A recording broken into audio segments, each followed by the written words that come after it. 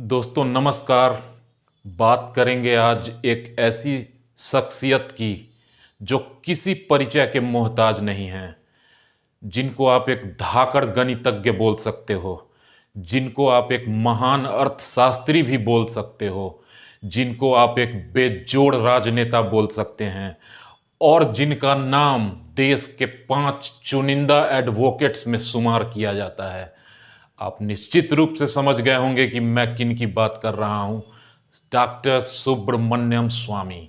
बात करेंगे सुब्रमण्यम स्वामी की वीडियो में, लेकिन वीडियो स्टार्ट करने से पहले एक छोटी सी रिक्वेस्ट दोस्तों, अगर मेरे चैनल को सब्सक्राइब नहीं किया है तो प्लीज़ सब्सक्राइब करें और अगर मेरा कंटेंट अच्छा लगे तो वीडियो को भी लाइक करें।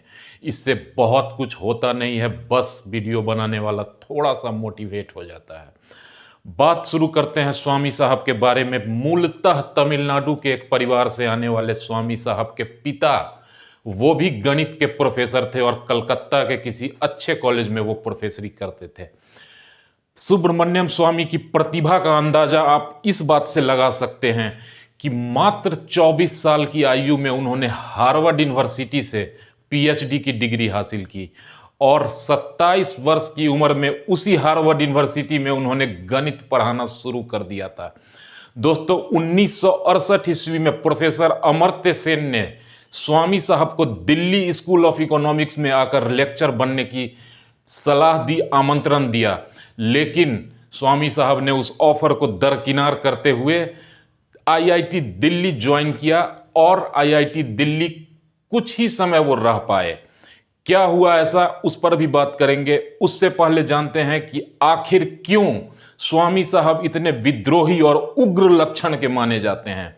दोस्तों आईआईटी दिल्ली के सेमिनारों में वो हमेशा सरकार की सारी योजनाओं के खिलाफ में बोलते रहते थे। इंदिरा गांधी के नजरों में चुभने लगे थे सुब्रमण्यम स्वामी और इंदिरा गांधी के ही गुस्से का नतीजा था कि आईआईटी दिल्ली से उन्हें 1971 में निकाल दिया गया।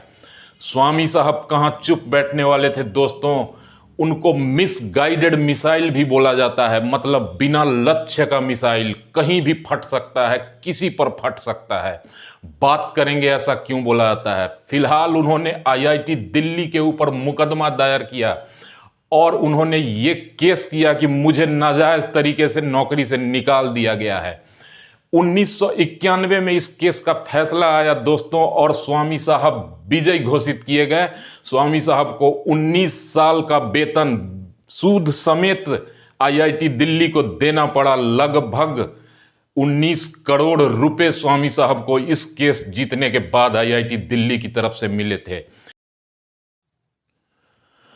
दोस्तों खुद को राजीव गांधी का बेहतरीन दोस्त स्वामी साहब खुद बता चुके हैं जर्नलिस्टों के सामने, और ऐसा उन्होंने गलत भी नहीं बोला है। निश्चित रूप से राजीव गांधी के बहुत अच्छे मित्रों में से एक थे, लेकिन ऐसा क्या हुआ कि वो सोनिया गांधी और राहुल गांधी से नफरत करते हैं।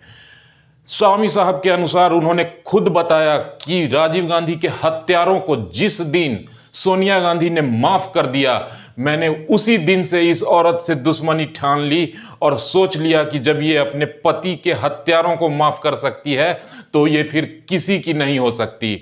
सुब्रमण्यम स्वामी की ताकत का अंदाजा इसी बात से लगाया जा सकता है दोस्तों कि श्रीमती सोनिया गांधी और राहुल गांधी को 30,000 कोर्ट में खड़ा होने पर मजबूर कर दिया था स्वामी साहब ने। स्वामी साहब ने जमानत का विरोध करते हुए कहा था कि राहुल गांधी और सोनिया गांधी देश छोड़कर भाग सकते हैं, इनका पासपोर्ट जब्त कर लिया जाए। माननीय उच्च न्यायालय से उन्होंने दरखास्त की और सोनिया गांधी और राहुल गांधी को गुहार लगानी पड़ी और प्रियंका गांधी को गारंटर बनाना पड़ा। उस वक्त अहमद पटेल साहब जिंदा थे, उन्होंने गारंटी ली थी कि ये दोनों देश छोड़कर नहीं भागेंगे। फिर नेशनल हेराल्ड केस में धारा 420 में इन दोनों को जमानत मिली थी दोस्तों। फ्रेंड्स, ना सिर्फ National Herald, 2G, coal block,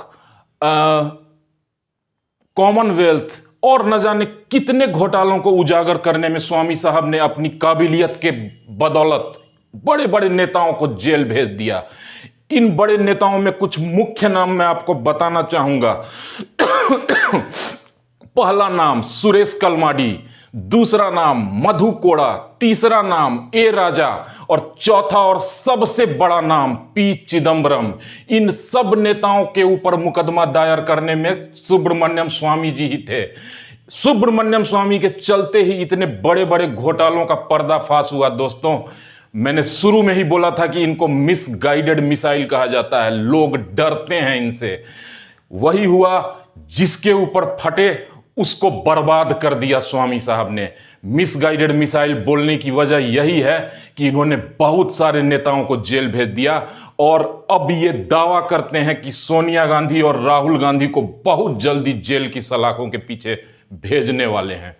दोस्तों, 1977 में भारतीय जनसंघ, नॉट भारतीय जनसंघ, मैं माफी चाहूंगा, 77 में जनता पार्टी के संस्थापक सदस्यों में एक रहे स्वामी साहब ने जनता पार्टी की राजनीति ही की। 1991 आते आते जनता पार्टी में वो राष्ट्रीय अध्यक्ष के तौर पर काम करने लगे।